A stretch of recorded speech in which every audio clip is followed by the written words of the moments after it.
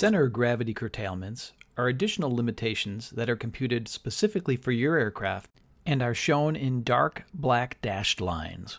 Items included in these computations may include, but are not limited to, passenger movement, passenger loading, and fuel density. What makes these unique in the iFly Weight and Balance for iPad app is that they are not fixed. They adjust accordingly as the aircraft is loaded. When using curtailments, it's important that the standard passenger switch is set to on. Pressing the occupant button loads the standard passenger in that seat. For more information about setting up standard passenger weights, see our video tutorial on the usage of standard passengers. As the aircraft is loaded, the curtailed CG limits update accordingly.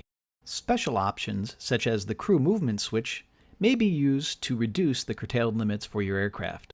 For more information on these curtailments, refer to your Curtailment Analysis Loading Report prepared by American Aeronautics or contact us directly.